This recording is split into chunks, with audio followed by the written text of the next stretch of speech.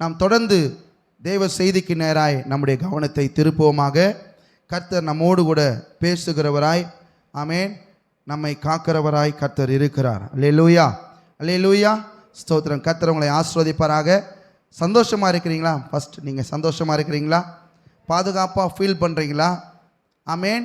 நம்மை காக்க ஒருவர் உண்டு. அல்லேலூயா. வாசிக்கலாம். சங்கீதம் 91 வசனம் 4 நாம் வாசிப்போமாக. 91ஆம் சங்கீதத்தின் 4ஆம் வசனம். அவர் தமது சிறகுகளாலே உன்னை மூடுவார், அவர் செட்டைகளின் கீழே அடைக்கலம் புகுவாய். அல்லேலூயா, அல்லேலூயா, ஸ்தோத்திரம். அவர் தமது சிறகுகளாலே உன்னை மூடுவார், அவர் செட்டைகளின் கீழே நீ அடைக்கலம் புகுவாய். ஆமேன். அவர் சிறகால் நம்மை மூடி காக்கிற தேவன். அவருடைய செட்டையின் கீழே நமக்கு பாதுகாப்பான ஒரு உணர்வை தருகிற நல்ல தேவன். அல்லேலூயா சொல்லுங்க பார்க்கலாம். அல்லேலூயா. இந்த காலை வேளையில் ஆண்டவர் உங்களை பார்த்து சொல்லுகிறார், அவர் உங்களை சிறகால் மூடி காப்பார். அல்லேலூயா. பக்கத்தில் இருக்கிறவங்களை பார்த்து சொல்லுங்க, ஆண்டவர் உங்களை சிறகால் மூடி காப்பார். ஆமேன், ஸ்தோத்திரம், ஆமேன், ஸ்தோத்திரம். இந்த சங்கீதம் 91ஆம் சங்கீதம் ஒரு பாதுகாப்பின் சங்கீதம் என்று சொல்லப்படுகிறது. பாதுகாவல். இந்த சங்கீதத்திலே ஆசீர்வாதமான வாக்குத்தத்தங்கள் உண்டு. ஆமேன். பாதுகாப்பின் நிச்சயம் உண்டு. அல்லேலூயா, ஸ்தோத்திரம். அநேக கிறிஸ்தவர்கள் இந்த சங்கீதத்தை மனப்பாடமாக சொல்லுவாங்க. யாருக்கெல்லாம் மனப்பாடமாக தெரியும் இந்த சங்கீதம்? உன்னதமானவருடைய மறைவில் இருக்கிறவங்க தெரியுமா? ஸ்தோத்திரம். நிச்சயமாக சொல்கிறேன், இந்த சங்கீதத்தை நீங்கள் மனப்பாடம் செய்ய உங்களை தாழ்மையோடு கேட்டுக்கொள்கிறேன். ஆமேன். இந்த சங்கீதம் நம்மை விடுதலையாக்குகிறது. இது எத்தனையோ பேருடைய வாழ்க்கையில் மறுஜீவனை கொடுத்திருக்கிறது. எத்தனையோ பேர் வாழ்க்கையில் ஒரு நம்பிக்கையை கொடுத்திருக்கிறது. இந்த சங்கீதம் எத்தனையோ பேரை விடுதலையாக்கியிருக்கிறதுன்னு சொன்னால் நீங்கள் நம்ப முடியுமா? ஆமேன், ஆமேன். யூதர்கள் இந்த சங்கீதத்தை அறிக்கை செய்து ஜெபித்துட்டு தான் வெளியே போவாங்க. அவங்களுடைய டிராவல் எதுவாக இருந்தாலும் சரி, அவர்கள் இந்த சங்கீதம் 91ஐ மனப்பாடமாக சொல்லி என்ன பண்ணுவாங்க? ஜெபம் பண்ணிட்டு, அறிக்கை செய்து ஜெபம் பண்ணிட்டு என்ன பண்ணுவாங்க? கடந்து போவார்கள். அறிந்து கொள்கிறோம். ஸ்தோத்திரம். அநேக கிறிஸ்தவர்கள் ஆமீன் வயதான நேரத்தில், பலவீன நேரத்தில், படுத்த படுக்கையில் இருக்கும்போது இந்த உன்னதமானவரின் நிழலில் இருக்கிறவர்களை குறித்து அறிக்கை செய்கிறதை நான் பார்த்து அவர்கள் விடுதலை பெற்றதையும் நான் கேள்விப்பட்டிருக்கிறேன், நானும் பார்த்திருக்கிறேன். ஆமேன், ஸ்தோத்திரம். தயவு செய்து இந்த சங்கீதத்தை வாசிச்சாவது பாருங்க, தினந்தோறும் வாசிச்சாவது பாருங்க. எங்கேயாவது முக்கியமான பிரயாணத்துக்கு நீங்கள் போகிறீங்களா, இந்த சங்கீதத்தை வாசிட்டுட்டு நீங்கள் என்ன பண்ணுங்க? வெளியே போங்க. தேவன் உங்கள் மனதில் முதல்ல விசுவாசத்தை விதைப்பார். உங்கள் விசுவாசத்தை கொண்டு உங்களை காத்து கொள்வார். அல்லேலூயா, ஆமேன், ஸ்தோத்திரம். இந்த சங்கீதத்தை எழுதியது மோசே என்று ஒரு சிலர் சொல்கிறாங்க. மோசே தான் இந்த சங்கீதத்தை எழுதினார் என்று. ஏன் அப்படின்னா, வனாந்தரத்திலே தேவன் அவர்களை எப்படியெல்லாம் காத்து கொள்வார் என்கிற ஒரு சங்கீதமாக இது இருக்கிறது. 91ஆம் சங்கீதத்தை மோசே எழுதினதாக சில வல்லுநர்கள் சொல்லுகிறார்கள். சில பேர் என்ன சொல்கிறாங்கன்னா, இந்த சங்கீதத்தை தாவீது எழுதினார் என்று சொல்லுகிறார்கள். ஏன் அப்படின்னா, இந்த இடத்துல 3 பேர் உரையாடுகிறதை நம்மால் பார்க்க முடியும். தாவீது, அவருடைய மகனாகிய சாலமோன், தேவன், 3 பேரும் இதில் இடைபடுகிறதை நாம் பார்க்க முடியும். முதல் வசனத்தை தாவீது சொல்கிறார், 2ஆம் வசனத்தை சாலமோன் சொல்லுகிறார். அதுக்கப்புறம் பின்பு பாருங்க, எல்லாம் தாவீது சொல்கிறார். கடைசி வசனங்களை தேவன் சொல்லுகிறார். அவன் என் மீது வாஞ்சையாக இருக்கிறபடியால் அவனை உயர்ந்த அடைக்கலத்தில் வைப்பேன். இது தேவன் சொல்லுகிற வார்த்தையாக என்ன பண்ணுறாங்க? பாவிக்கிறார்கள். அல்லேலூயா. இந்த சங்கீதத்தை நாம் மனப்பாடம் செய்து வைத்துக் கொள்வது மிக மிக பிரயோஜனமான ஒன்றாய் காணப்படுகிறது. ஆமேன், ஸ்தோத்திரம். தொடர்ந்து பாருங்க, இந்த சங்கீதத்தில் 2 காரியம், பொதுவாக நான் வாசித்த வசனத்தில் 2 காரியம் இருக்கிறது. என்ன? திரும்ப வாசிக்கலாம். சங்கீதம் 91 வசனம் 4, அவர் தமது சிறகுகளாலே உன்னை மூடுவார், அவர் செட்டைகளின் கீழே அடைக்கலம் புகுவாய். ஸ்தோத்திரம். அவர் உங்களை சிறகாலே மூடுவார் என்பதின் வெளிப்பாடு என்ன? அதை குறித்து தான் இன்னைக்கு நான் பேச போகிறேன். அவர் உன்னை சிறகாலே மூடுவார் என்கிற வெளிப்பாடு எதை காண்பிக்கிறது? சிறகாலே மூடுகிறார் என்பதை எதை நமக்கு தெளிவுபடுத்துகிறது என்று சொன்னால், முதலாவது நான் சொல்லுகிறேன் பாருங்க, கோழி தன் குஞ்சுகளை தன்னுடைய சட்டைகளுக்குள்ளாக காத்து கொள்ளுகிறது. எதனால? அப்படின்னு சொன்னால் அதுக்கு அந்த கோழி மேலே பாசம் அதிகம் இல்லையா? அதுக்கு தெரியாது நான் வச்சிருக்கிறது பாசம் அன்புன்னு அந்த கோழிக்கு தெரியாது. ஆனால் நாம் பகுத்தறிய அறிவு கொடுத்திருக்கிற ஆண்டவர் நிமித்தமாக நமக்கு தெரியுது அந்த கோழி தன்னுடைய குஞ்சுகளை மிகவும் நேசிக்கிறதுனால தன்னுடைய சிறகினால் என்ன பண்ணுகிறது?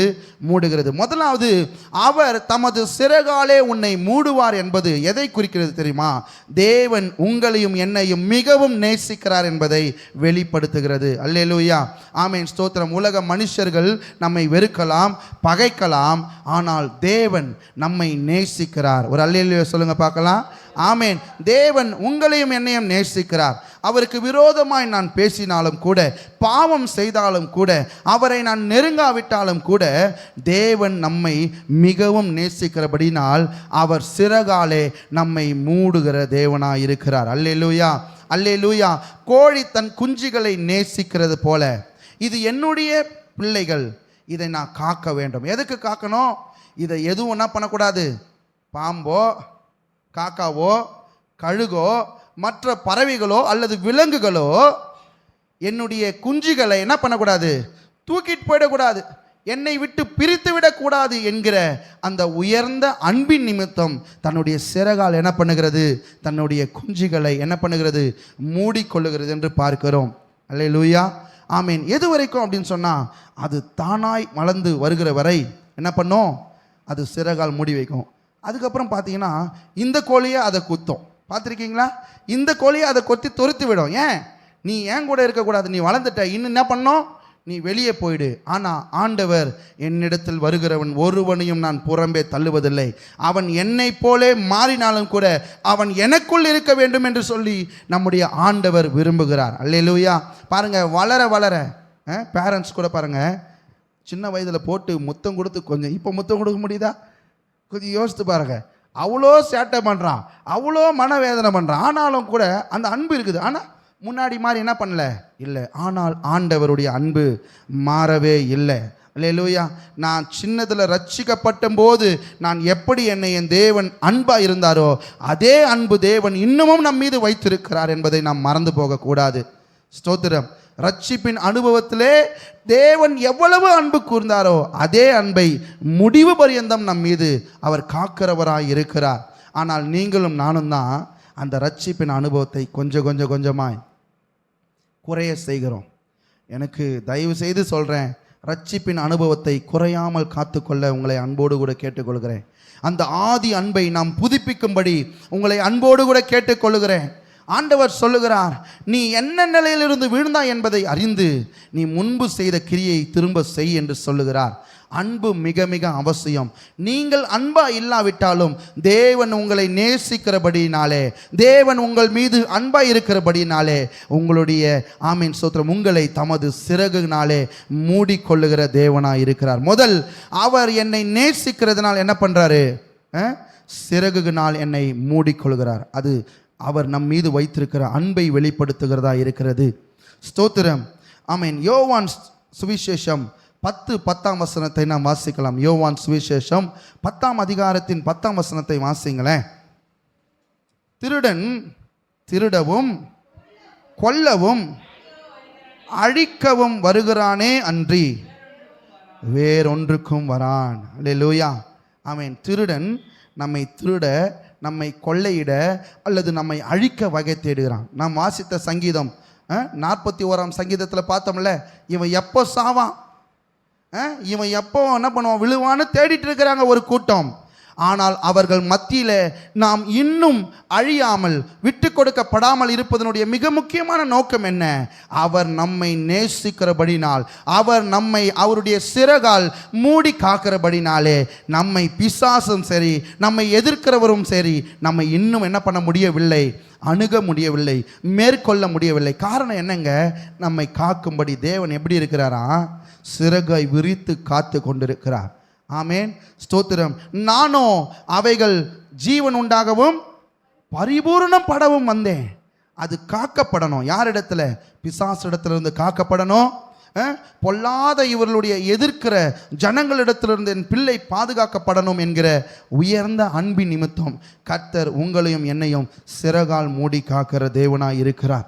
சாராள் நவ்ரோஜி உங்களுக்கு தெரியும்னு நினைக்கிறேன். சாராள் நவ்ரோஜி அவர்கள் ஒரு பெண் பாடலை ஏற்றினவர்கள், ஒரு பெண் ஊழியக்காரர் அவர்கள். ஆமென், ஸ்தோத்திரம். அவர்களுடைய பாடல்கள் இன்னும் பாருங்க தேவ பிரசன்னத்தை ஊற்ற செய்கிறது. அவர்கள் 21 வயதிலேயே என்ன பண்ணாங்க, தேவ ஊழியத்திற்கு வந்தாங்க. திருமணம் செய்யவில்லை. ஒரு நாள் அவர்கள் இலங்கைக்கு பிரயாணம் பண்ண வேண்டிய சூழ்நிலை இருந்தது. ஆனால் அவங்க சென்னையிலேருந்து எக்மோர்லேருந்து தனுஷ்கோடிக்கு போய் ட்ரெயினில் போய் அந்த தனுஷ்கோடியிலிருந்து கப்பலில் என்ன பண்ணோம், இலங்கைக்கு போக வேண்டிய ஒரு சூழ்நிலை. அவர்கள் அம்மாவிடத்தில் அவருடைய சகோதரிகள் இடத்துல சொல்லியிருக்கிறாங்க, அம்மா நான் இலங்கை போக போகிறேன், நான் எக்மோர் வருவேன், நீங்கள் வந்துருங்கன்னு. நான் கண்டிப்பாக வரேன்னு சொல்லி அவங்க தாயும் சகோதரியும் சொல்லியிருக்கிறார்கள். என்னானது தெரியுமா, இந்த சாராள் நவ்ரோஜி என்பவர் போய் அந்த ட்ரெயினில் ஏறி உட்கார்றாங்க. ஆனால் அவர்கள் பார்க்க வரவில்லை.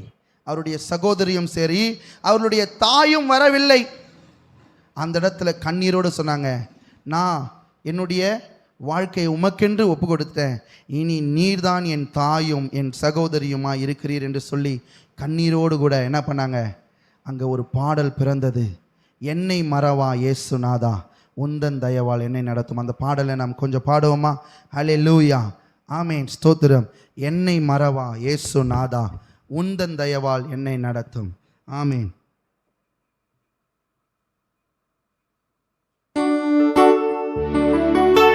ஹல்லேலூயா, ஹல்லேலூயா.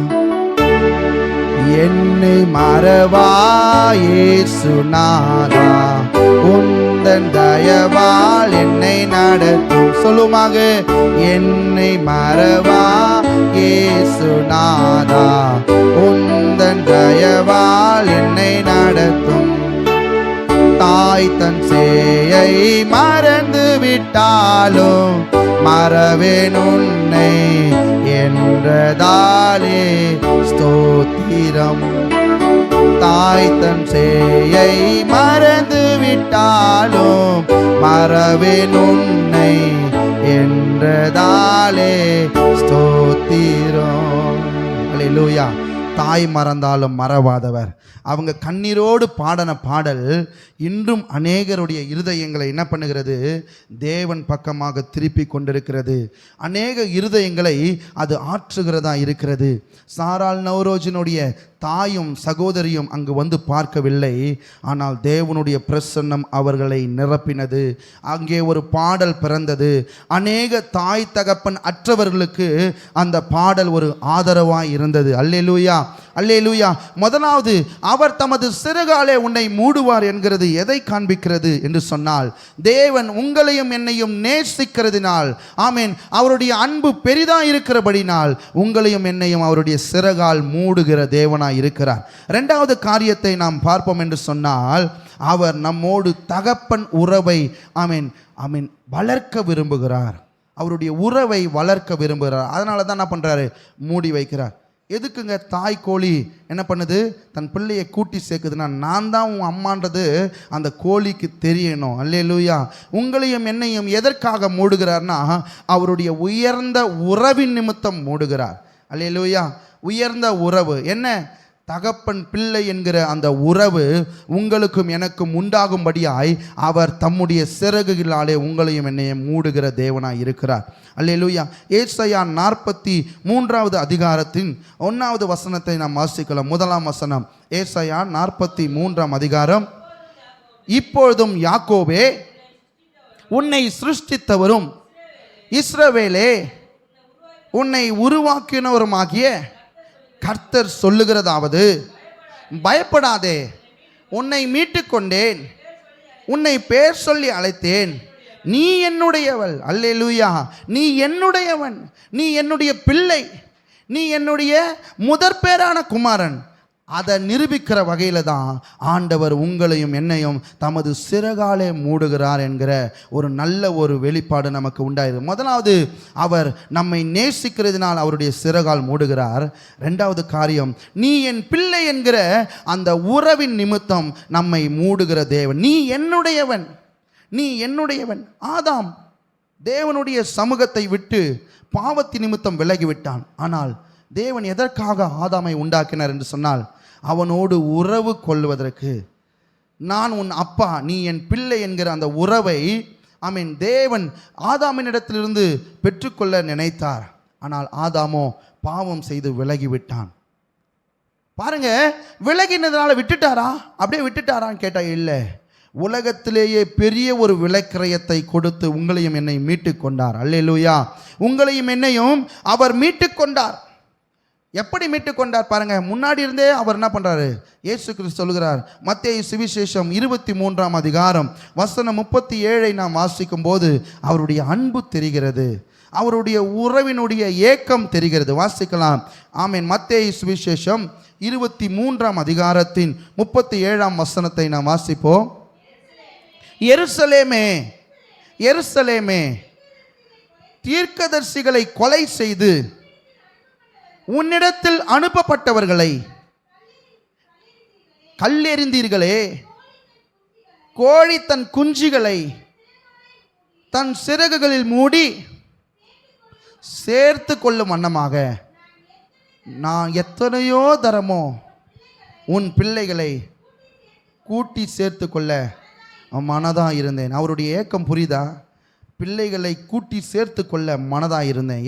எதுக்கு? நீ ஈவன் நான் அனுப்பின ஊழியக்காரர்களை நீ கொலை செய்தாலும் கூட நீ என்னுடையவன் என்கிறதை தேவன் உணர்த்தும் வண்ணமாக என்ன பண்ணுறாரு? தன்னுடைய பிள்ளைகளை கூட்டி சேர்க்க சிறகை விரித்து காத்து கொண்டிருக்கிறார். அவருடைய சிறகுகளின் நிழலிலே நம்மை என்ன பண்ணுறாரு? அந்த உயர்ந்த உறவுக்குள்ளே கொண்டு வர தேவன் விருப்பமாக இருக்கிறார். அல்லேலூயா, அல்லேலூயா. ஜேம்ஸ் மினிஸ்ட்ரி உங்களுக்கு தெரியுமா? மிஷனரி இயக்கம், சகோதரர் அகஸ்டின் ஜெபகுமார், அவரை குறித்து எல்லாருக்கும் தெரியும். அவர் ஒரு காரியத்தை சொன்னார். அவருக்கு தெரிந்தவர்கள் ஒருத்தர் என்ன பண்ணுறாங்க? ஒரு தம்பதிக்கு அழகான ஒரு குழந்தை, அந்த குழந்தையை அவர்கள் என்ன பண்ணுறாங்க? ஸ்கூலில் கொண்டு போய் விட்டு கொண்டு வராங்க.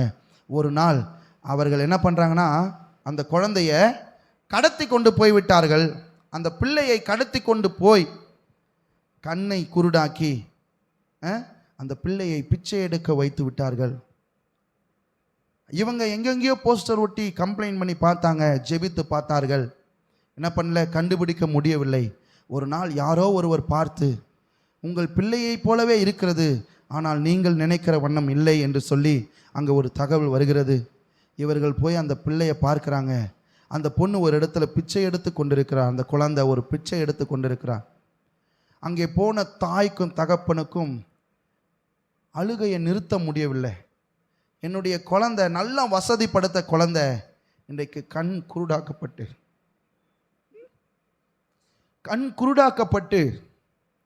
தாய் தகப்பன் யார் என்றே தெரியாமல் பிச்சை எடுத்து கொண்டிருக்கிறது.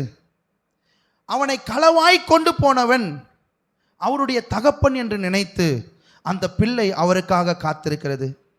அவன் கொடுக்கிற அந்த கொஞ்ச உணவுக்கு காத்திருக்கிறது. என் அப்பா நீ கிடையாது, என் அம்மா நீ கிடையாது, என் அப்பா இப்போ வந்துடுவார், சாயங்காலம் வருவார், எனக்கு கொஞ்சம் ஆகாரம் கொண்டு வருவார் அப்படின்னு சொல்லி அந்த பிள்ளை இருக்குது. ஆனால் அந்த பிள்ளை பணக்கார குடும்பத்தை சேர்ந்த பிள்ளை, ஆனால் பிச்சை எடுக்கிறது, கண் குருடாக்கப்பட்டிருக்கிறது.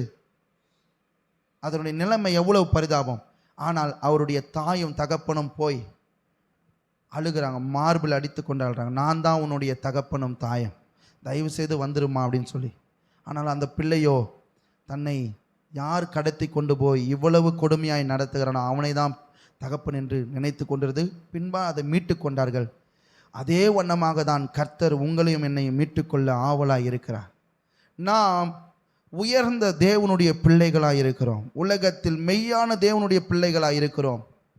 உங்களையும் என்னையும் பிசாசு வஞ்சித்து வகை தேடி நம்மை அழிக்க நினைக்கிறான்.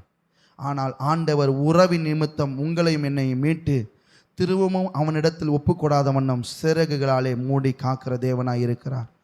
முதலாவது இந்த சிறகில் மூடுகிற அனுபவம் அவர் நம்மை நேசிக்கிறார் என்பதை வெளிப்படுத்துகிறது. ரெண்டாவது காரியம், அவர் நம்முடைய தகப்பன் என்கிற உயர்ந்த உறவை நமக்கு வெளிப்படுத்துகிறது. மூணாவது காரியம், நான் அவருக்குள் வளர வேண்டும் என்று நினைக்கிறார். அல்லேலூயா. பாருங்க, வாசிக்கலாம். மத்தேயு சுவிசேஷம் 5ஆம் அதிகாரம் 48ஆம் வசனத்தை வாசிக்கலாம். மத்தேயு சுவிசேஷம் 5ஆம் அதிகாரம் 48ஆம் வசனம். ஆகையால் பரலோகத்தில் இருக்கிற உங்கள் பிதா பூரண சர்க்குணராய் இருக்கிறது போல நீங்களும் பூரண சர்க்குணராய் இருக்க கடவீர்கள். பாருங்க, நாம் வெளியில் இருந்தோம்னா அவரை போல மாற முடியாது. சரிங்களா? தகப்பனோடு நாம் இருப்போமானால் தகப்பன் குணாதிசயம் நமக்கு உண்டாகும். ரட்சிப்பு பூரணப்படணும், அவருக்குள்ள நான் இன்னும் வளரணும் என்பதற்காக தேவன் தம்முடைய சிறகுகளால் நம்மை மூடுகிறார். ஸ்தோத்திரம். அவரை விட்டு நாம் விலகுவோமானால் அவரின் சுபாவம் நமக்கு இழந்து போவோம். அவருடைய உன்னத சுபாவம், அவர் பூரண சர்க்குணராக இருப்பது போல நாமும் அவரை போல மாற வேண்டும் என்பதற்காக, நான் அவரை தரித்து கொள்ள வேண்டும் என்பதற்காக அவர் தமது சிறகாலே உங்களையும் என்னையும் மூடுகிற தேவனாய் இருக்கிறார். அல்லேலூயா. அவரை விட்டு நாம் பிரிந்து போனால் அவருடைய குணாதிசயம் நமக்குள் வராது, அவருடைய சுபாவம் நமக்குள் வராது. ஆகவே அவருக்குள்ளவே நம்மை வைக்கும்போது, அவருடைய சமூகத்திலேயே நம்மை வைக்கும்போது நாம் என்ன செய்வோம்னா அவருடைய சுபாவத்தை நமக்குள்ளே தரித்து கொள்வோம். நீங்கள் வேணால் பாருங்கள், ரெகுலராக சபைக்கு வந்து ஒழுங்காக ஜெபிக்கிறவங்க வர வர வர அவர்களுடைய வாழ்க்கை மாறிக்கொண்டே இருக்கும், அவர்களுடைய தவறுகள் குறைந்து கொண்டே இருக்கும், அவர்களுடைய சுபாவம் என்ன பண்ணும், அன்புள்ள சுபாவமாய் மாறிக்கொண்டிருக்கும். ஏன் மாறுது? நீ யார் என்பதை, உன்னுடைய நண்பன் யார் என்பதை சொல், நீ யார் என்பதை நான் சொல்கிறேன்னு சொல்கிறாங்க. எப்படி? நண்பனோடு நம்ம நேரத்தை செலவழியும் போது நண்பனுடைய குணாதிசயம் நமக்குள் வருகிறதை போலவே நாம் தேவனோடு நேரம் செலவழிக்கும் போது தேவனின் உயர்ந்த குணாதிசயம் நமக்குள் வருகிறது, தேவனுடைய சுபாவம் நமக்குள் வருகிறது, தேவனுடைய ரட்சிப்பு நமக்குள் பூரணப்படுகிறது. ஆனால் நாம் சிறகை விட்டு வெளியே போவோம் என்று சொன்னால் நாம் பின்மாற்றத்திலே போய்விடுவோம். ஆமென். அல்லது நாம் அழிந்து விடுவோம். நாம் தேவனைப் போல மாற வேண்டும் என்பதற்காக. ஆமென், ஸ்தோத்திரம். முதலாவது பார்த்தோம், அவர் நம்மை நேசிப்பதனால் சிறகால் மூடுகிறார். ரெண்டாவது காரியம், அவர் என்னுடைய தகப்பன் என்கிற உறவின் நிமித்தம் என்ன பண்ணுறாரு, என்னை சிறகால் மூடுகிறார். மூன்றாவது காரியம், நான் அவரை போலவே மாற வேண்டும், நான் அவருடைய ரட்சிப்பில் பூரணப்பட வேண்டும் என்பதற்காக அவர் தமது சிறகாலை மூடுகிறார். கொலோசேயர் 1ஆம் அதிகாரம் 10ஆம் வசனம் 11ஆம் வசனத்தை நாம் வாசிப்போமாக.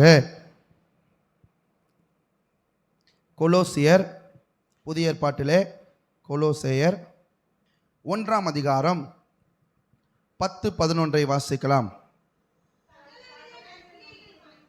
சகலவித நற்கிரியைகளும் ஆகிய கனிகளை தந்து தேவனை அறிகிற அறிவில் விருத்தி அடைந்து கர்த்தருக்கு பிரியமுண்டாக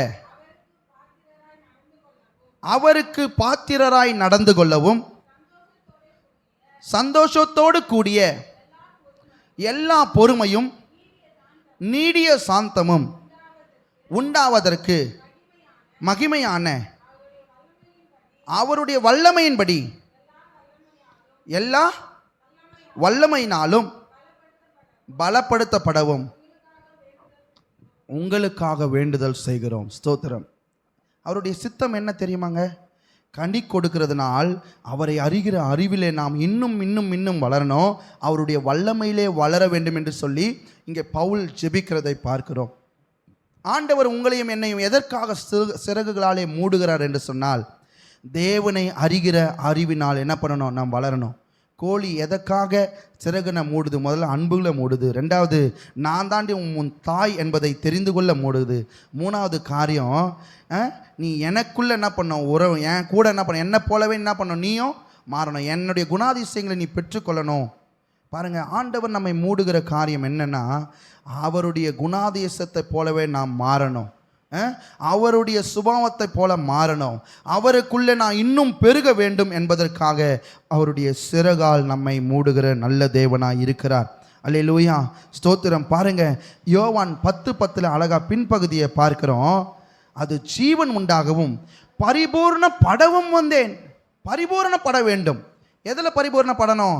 பாதுகாக்கப்பட்டதில் பரிபூர்ணப்படணும், ஜீவன் அடைந்ததில் பரிபூர்ணப்படணும். நான் ரட்சித்த ரட்சிப்பில் அது பரிபூர்ணப்பட வேண்டும் என்பதற்காக தான் தேவன் வந்தார். அல்லேலூயா, ஆமென், ஸ்தோத்திரம். முதல் அவருடைய அன்பு வெளிப்படுகிறது. ரெண்டாவது அவர் தகப்பன் உறவு நீடிக்க அவர் நம்ம என்ன பண்ணுறார்? மூடுகிறார். மூன்றாவது நம்முடைய ரட்சிப்பு பூரணப்படும்படி அல்லது அவருடைய அறிவிலே நாம் வளரும்படி நம்மை மூடுகிறார். நான்காவது காரியம் என்ன அப்படின்னு சொன்னால், அவர் வல்லமையுள்ள தேவன் என்பதை வெளிப்படுத்த. அல்லேலூயா, உன்னை யார் தாக்க வந்தாலும் என்னை மீறி தான் உன்னை தொடணும். அதுதான் அதை நிரூபிக்கிறதுக்காக தான் என்ன பண்ணுறாரு? அவர் தமது வல்லமையுள்ள சிறகால் நம்மை மூடுகிறார். அல்லேலூயா. பாருங்க, ஏசாயா தீர்க்கதரிசியின் புஸ்தகம் 49 அதிகாரம் 25, 26 போன வாரம் நம்ம வாசித்தோம், அப்படி தானே? ஏசாயா 49, 25, 26. என்றாலும் இதோ பராக்கிரமனால் சிறைப்படுத்தப்பட்டதும் விடுவிக்கப்படுவார்கள், பலவனந்தால் கொள்ளையிடப்பட்டதும் விடுதலையாக்கப்படும். உன்னோடு வழக்காடர்களோடு நான் வழக்காடி உன் பிள்ளைகளை ரட்சித்துக் கொள்ளுவேன். உன்னை ஒடுக்கினவருடைய மாம்சத்தை அவர்களுக்கு தின்ன கொடுப்பேன். போதுமானது. பாருங்க, இங்கே என்ன வெளிப்படுகிறதுனா, உன்னை ப்ரொடெக்ட் பண்ணுற நான் யார் அப்படின்னா, வல்லமையுள்ள தேவன் என்பதை நீ அறிந்து கொள்ள வேண்டும் என்பதற்காக என்னுடைய வல்லமையுள்ள சிறகால் உன்னை மூடுகிறேன் என்று ஆண்டவர் நமக்கு வெளிப்படுத்துகிறார். அல்லேலூயா, ஆமென், ஸ்தோத்திரம். அவர் எப்படிப்பட்ட வல்லமையுள்ள தேவன் என்று சொன்னால், செப்பனியாவின் புஸ்தகம் 3 அதிகாரம் 17 வாசிக்கலாம். செப்பனியா பழைய ஏற்பாட்டு தீர்க்கதரிசன புஸ்தகத்தில் செப்பனியா தீர்க்கதரிசன புஸ்தகம் 3:17. உன் தேவனாகிய கர்த்தர் உன் நடுவில் இருக்கிறார், அவர் வல்லமையுள்ள தேவன். போதுமானது. அவர் யாருங்க? உங்களையும் என்னையும் தன்னுடைய சிறகால் மூடுகிற தேவன். அவர் யார் என்று சொன்னால், வல்லமையுள்ள தேவன். அல்லேலூயா. அவர் வல்லமையுள்ளவர் என்பதை நாம் அறிந்து கொள்ள வேண்டும் என்பதற்காக அவருடைய வல்லமையான சிறகுகளினால் நம்மை மூடுகிற நல்ல தேவனாய் இருக்கிறார். ஸ்தோத்திரம். ஏசாயா 40 அதிகாரத்தின் 25 29 வரை வாசித்தோம் என்று சொன்னால், என்னை யாருக்கு ஒப்பிடுவீர்கள்? ஆமென், ஸ்தோத்திரம். ஏசாயா 40 இப்படி இருக்க என்னை யாருக்கு ஒப்பிடுவீர்கள்? எனக்கு யாரை நிகராக்குவீர்கள் என்று பரிசுத்தர் சொல்லுகிறார். ஆமென். என்னை யாருக்கும் நீங்கள் என்ன பண்ண முடியாது? ஒப்பிட முடியாது. நான் யார் என்று சொன்னால், பலவந்தனை விட நான் பலம் வாய்ந்தவன். உன் மீட்பராகிய நான், ஆமென், வல்லமையுள்ள தேவனாய் இருக்கிறேன். ஆதியாகமம் 19:1 சொல்றாரு, நான் சர்வ வல்லமையுள்ள தேவன் என்று சொல்லுகிறார். அல்லேலூயா, ஸ்தோத்திரம். மத்தேயு சுவிசேஷம் 28:18 சொல்றாரு, வானத்திலும் பூமியிலும் சகல அதிகாரங்களும் எனக்கு கொடுக்கப்பட்டிருக்கிறது. அப்போ அவர் எப்படிப்பட்ட தேவனாய் இருக்கிறாரா? நம்மை, ஆமீன், பாதுகாக்கிற தேவன், வல்லமையுள்ள தேவனாய் இருக்கிறார். அல்லேலூயா. முதலாவது காரியம் என்ன சொல்லுங்க?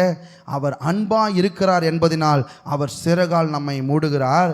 அவர் என் தகப்பன் என்கிற உறவின் நிமித்தம் என்னை சிறகால் மூடுகிறார். மூன்றாவது காரியம், என் ரட்சிப்பு பூரணப்பட அல்லது அவருக்குள் நான் இன்னும் வளர அவர் என்னை சிறகால் மூடுகிறார். 4, என்னை காக்கிற தேவன், வல்லமையுள்ள தேவன், எவரிடத்திலிருந்தும் என்னை காக்க முடியும் என்கிற அந்த வல்லமையை நிரூபிக்க அவர் என்னை சிறகால் மூடுகிறார் என்பதை நாம் பார்க்கிறோம். 5வது காரியம் பாருங்க, அவர் என்னை பாதுகாக்கிறவர் என்பதை நாம் புரிந்து கொள்ள வேண்டும் என்பதற்காக மூடுகிறார். சிறகுல கோழி எதுக்கு சிறகுல மூடுது? உனக்கு ஆபத்து வருது, நான் தான் உன்னை பாதுகாக்கிறவர், நான் தான் உன்னுடைய ப்ரொடெக்டர். அல்லேலூயா, ஆமீன்.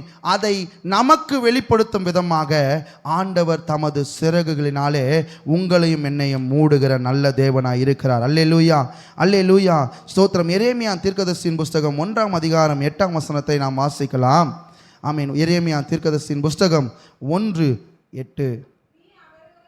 நீ அவர்களுக்கு பயப்பட வேண்டாம், உன்னை காக்கும்படி நான் உன்னோடு இருக்கிறேன், உன்னோடு கூட இருக்கிறேன் என்று ஆண்டவர் சொல்லுகிறார். நீ யாருக்கு பயப்பட வேணாம். உன்னை அழிக்க நினைக்கிற, அல்லது உன்னை விழுங்க வகை தேடி கொண்டிருக்கிற, உன் குடும்பத்தை நடுத்தெருவுக்கு கொண்டு வர வேண்டும், அல்லது பில்லி சுனியை வச்சு நீ விளங்காமல் போயிடணும்னு நினைக்கிறான் பார்த்தீங்களா, அவன் யாருக்கும் நீங்கள் என்ன பண்ணாதீங்க, பயப்படாதீங்க. உன்னை காக்கும்படி நான் உன்னோடு கூட இருக்கிறேன் என்பதை உணர்த்தும் விதமாக தேவன் உங்களையும் என்னையும் தமது சிறகால் மூடுகிறார். அல்லேலூயா. சங்கீதம் 91:11 பார்க்கிறோம், உங்களையும் என்னையும் காப்பதற்கு தூதர்களுக்கும் என்ன பண்றாருன்னா கட்டளையிடுகிற நல்ல தேவனாய் இருக்கிறார். அல்லேலூயா. இன்றைக்கு சொல்லப்பட்ட வசனத்தை நல்லா கவனித்திருப்பீங்க. அவர் உங்களை தமது சிறகாலே மூடுவார், அவர் சிறகின் கீழே நீங்கள் அடைக்கலம் புகுவீர்கள். ஆமேன். அவர் சிறகால் மூடுவதனுடைய உயர்ந்த நோக்கம் என்ன? நான் இன்னும் உன்னை நேசிக்கிறேன். அல்லேலூயா. ரெண்டாவது நோக்கம் என்ன? நான் தான் உன்னுடைய தகப்பன். மூன்றாவது நோக்கம் என்ன? நீ என்னை போலவே மாற வேண்டும். நான்காவது நோக்கம் என்ன? உன்னை காக்கிற நான் வல்லமையுள்ளவர் என்பதை நீ அறிந்து கொள்ள வேண்டும். ஐந்தாவது காரியம் எதை வெளிப்படுத்துகிறது என்று சொன்னால், நான் உன்னை பாதுகாக்கிறவர் என்பதை நீ உணர்ந்து கொள்ள வேண்டும் என்பதற்காக நான் உன்னை சிறகால் மூடுகிறேன். ஆமேன். நாம் என்னங்க பண்ணணும்?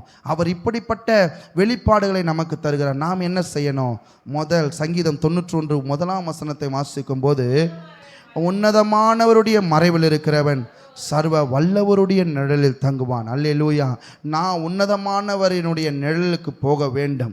கோழி தன் சிறகுகளை விரித்து காத்திருக்கும் போது அதற்குள் போகிற கோழி குஞ்சுகள் தான் பாதுகாக்கப்படுகிறது. அதற்குள் போகாத குஞ்சுகள் என்ன பண்ணுது தெரியுமா? ஏதோ நாயோ அல்லது காகமோ அல்லது பருந்தோ அல்லது கழுகோ வந்து என்ன பண்ணுது? அதை தூக்கி கொண்டு போய் விடுகிறது. சிறகுக்குள் தான் உங்களுக்கும் எனக்கும் பாதுகாப்பு. சிலுவையின் நிழலில் தான் உங்களுக்கும் எனக்கும் பாதுகாப்பு. இதை அப்படியே நாம் எங்கே சொல்லலாம் தெரியுமா? அவர் சிறகு என்பது எதை குறிக்குது? கோழிக்கு சிறகு என்பது எது? கை, அப்படிதானே? அதுக்கு கால்கள் இருக்கிறது, அது கையை குறிக்கிறது. இயேசு கிறிஸ்து உங்களுக்கும் எனக்காக, உன்னையும் எங்களையும் பாதுகாக்கும்படி தன்னுடைய கைகளை விரித்து அந்த சிறகின் நிழலிலே எல்லாரும் வர வேண்டும் என்று அவர் விருப்பப்படுகிறார். அந்த சிறகு விரித்திருப்பதனுடைய மிக முக்கிய நோக்கம் என்ன? நான் உன்னை நேசிக்கிறேன் என்பதை காண்பிக்க. ஆமீன். நான் தான் உன்னுடைய தகப்பன். ஆமீன். கெட்ட குமாரன் ஓடி வரும்போது கைகளை விரித்தபடி நின்ற அவருடைய தகப்பனுடைய அதே நோக்கம் நம்முடைய ஆண்டவரிடத்தில் இருக்கிறது. கைகளை விரித்து நீ ஓடி வா, உன்னை கட்டிப்பிடிக்க நான் ஆவலாக இருக்கிறேன், நான் உன் தகப்பன் என்று சொல்லுவதற்கு. நீ என்னை போலவே என்ன பண்ணோம்? அன்புள்ளவராக இருக்க வேண்டும். நீ என்னை போலவே மாற வேண்டும், என்னை போலவே சிலுவையை சுமக்க வேண்டும் என்று சொல்லி. சிலுவைனா அந்த சிலுவை இல்லை, சிலுவையிலே தேவன் தன்னை அடக்கினது போல நாமும் நம்மை அடக்க வேண்டும் என்பதற்காக. நான் வல்லமையுள்ள தேவன், உனக்காக என் ரத்தம் முழுவதையும் சிந்தினேன், நான் உயிரோடு எழுந்தேன், உன்னை பாதுகாக்கிற தேவன் நான் என்பதற்காக சிறகால் மூடுகிற நல்ல தகப்பனாய் இருக்கிறார். அல்லேலூயா, அல்லேலூயா. நீங்களும் நானும் அந்த சிலுவையின் நிழலிலே நாம் போவோம். ஆமென். சில நேரங்களில் பாருங்கள், கோழி தன் ரக்கையை விரிக்கும் போது அந்த ரக்கைக்கு பக்கத்தில் இருக்கிறது கூட சில நேரத்தில் தப்பிச்சிரும். ஏன்? அந்த ரக்கைக்கு ஆண்டவனுடைய பக்கத்தில் இருந்தால் கூட நம்மை காத்துக்கொள்ள விரும்புகிற தேவனாக இருக்கிறார். ஆனால் நம்ம வெகு தொலைவில் இருப்போமானால் தயவு செய்து அவருக்குள் கிட்ட நெருங்குவோம். அவருடைய சிலுவையின் நிழலுக்குள்ளே வருவோம். அவருடைய மீட்பின் சிலுவையின் கீழே நாம் வருவோம். அங்கே அடைக்கலம் உண்டு.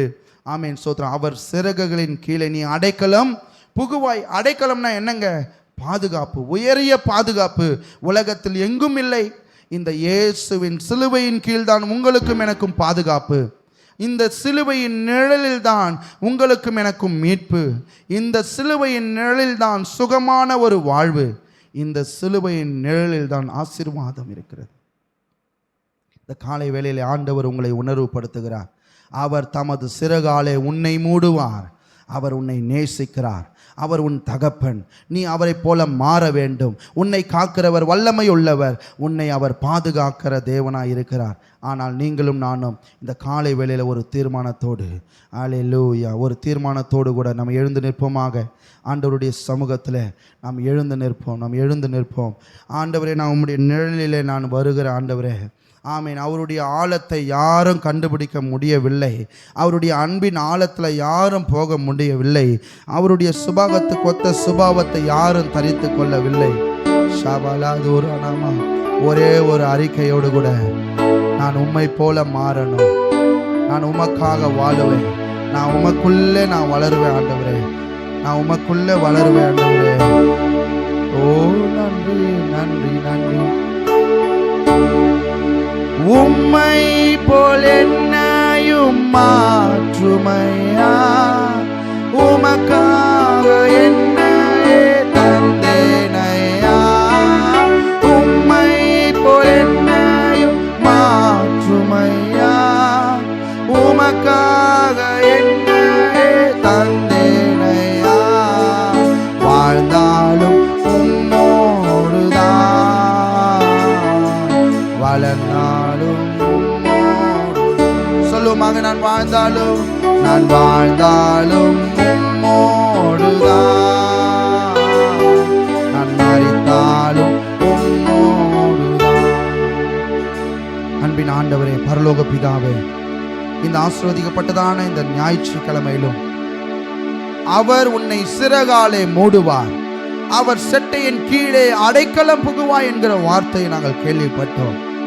உம்முடைய அன்பு வெளிப்படுகிறது, நீர் எங்கள் தகப்பன் என்கிறது வெளிப்படுகிறது. நான் உம்மை போல மாற வேண்டும் என்று நீர் விரும்புகிறது எங்களுக்கு தெரிகிறது. நீர் வல்லமை உள்ளவர் என்கிற உணர்வு எங்களுக்கு உண்டாகிறது. எல்லாவற்றுக்கு மேலாக நீரே எங்களை காக்கிற நல்ல தகப்பன், நீரே எங்களை காக்கிற நல்ல தகப்பன் என்கிறது எங்களுக்கு வெளிப்படுகிறது. ஆண்டவரே, இந்த காலை வேளையிலே நான் எங்களை அர்ப்பணிக்கிறோம் ஆண்டவரே. உம்முடைய சிலுவை நிழலிலே நாங்கள் வருவோம், உமக்குள்ளே நாங்கள் வளருவோம் ஆண்டவரே. உம்முடைய சிறகுகளுக்குள்ளே அடைக்கலம் புகுவோம் ஆண்டவரே. தொடர்ந்து எங்களை ஆசீர்வதியும். வந்த ஒவ்வொருவருக்காக நன்றி செலுத்துகிறோம். உடைய பிள்ளைகளை நூறத்தனையாய் ஆசீர்வதியும். சிறகுகளாலே மூடி காத்துக்கொள்ளும். அன்பிலே வளர, உம்முடைய உறவிலே வளர, உம்மை அறிகிற அறிவிலே வளர, உம்முடைய வல்லமையிலே இன்னும் வல்லமை பெற, உம்முடைய பாதுகாப்பிலே நிலைத்திருக்க கர்த்தருடைய பிள்ளைகளை ஆசீர்வதியும். தொடர்ந்து கூட இரும், பாதுகாத்துக் கொள்ளும். எல்லா விதமான தேவைகளையும் சந்தியும். பலன் தாரும், சுகம் தாரும், காத்துக்கொள்ளும் கிருபையாயிரும். இயேசு கிறிஸ்துவின் இணையற்ற நாமத்தில் பிதாவே, ஆமேன் ஆமேன். எல்லாரும் சேர்ந்து சொல்லுவோமாக. என் ஆத்துமாவே கர்த்தரை ஸ்தோத்திரி, என் முழு உள்ளமே அவருடைய பரிசுத்த நாமத்தை ஸ்தோத்திரி. என் ஆத்துமாவே கர்த்தரை ஸ்தோத்திரி, கர்த்தர் செய்த சகல உபகாரங்களையும் மறவாதே. நம்முடைய கர்த்தராகிய இயேசு கிறிஸ்துவினுடைய கிருபையும் பிதாவாகிய தேவனுடைய அன்பும் பரிசுத்த ஆவியானவருடைய அன்யோன்யம், ஐக்கியம், பாதுகாப்பு, சந்தோஷம், வழிநடத்தல் நம்மோடும் சகல பரிசுத்தவான்களோடும் இன்றும் என்றும் என்றென்றைக்கும் சதா காலங்களிலும் நீடித்து நிலைத்திருப்பதாக.